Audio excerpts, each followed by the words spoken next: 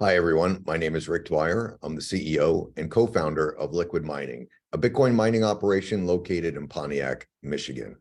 On today's video, we're going to tackle the topic, what is money? So money is nothing more than a social construct, meaning that the parties agree to its value, and really nothing more, nothing less. You know, it is assumed that the very first forms of money was actually barter, where people would exchange goods and services, and they would come up with a value for what they were getting and for what they were giving. As time went on, that kind of morphed into trading of really livestock. That was really the next form of money. And so people would exchange sheep, goats, cattle, whatever, in exchange for other goods and services. As time went on, other forms of money, such as cowrie shells, rocks, stones, leather, and eventually paper and coin, and then paper, wound up becoming other forms of money. In fact, today, we primarily use coins and paper as money. At one point, gold became a standard of value, and that started in England in 1816 and later in the United States in around 1900. However, the US came off the gold standard in 1971, and now there are no countries in the world that are currently, whose currencies are currently backed by gold.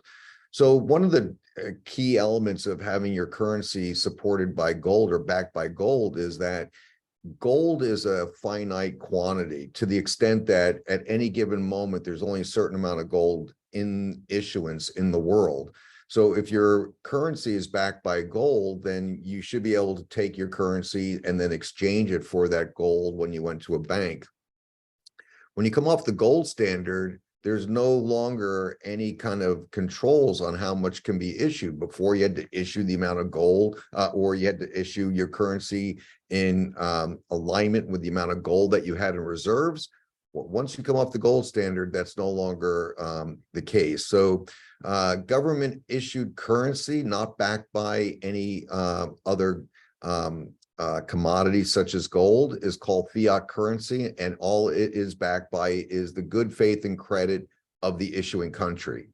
So as I said, once you take off a constraint such as gold, there is no limit on issuance, and this causes inflation. In fact, today, a dollar that was issued in 1913 is worth about 2 cents in 2023 dollars.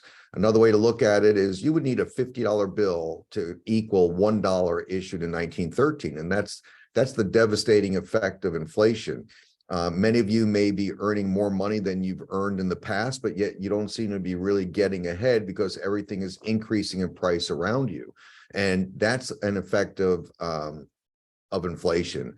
And it is one of the main reasons that Satoshi Nakamoto actually came up with the concept and the idea around Bitcoin, because he was tired of seeing banks getting bailed out for mismanagement, or the government just issuing boatloads of new currency for this project or that project, whether it was a war, whether it was infrastructure, whatever it might be, because over time that erodes the wealth of mostly the middle and lower classes, and the upper classes are the ones that are benefiting from all that new capital that's being raised, because that usually has a way of sweeping up to the upper classes.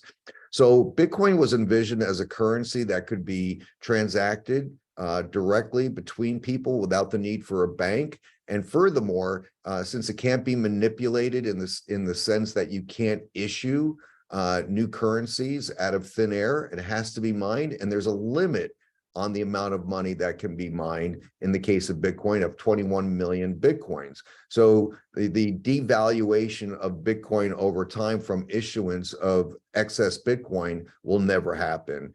Well, that was a brief video on what is the value of money, and how does money get its value.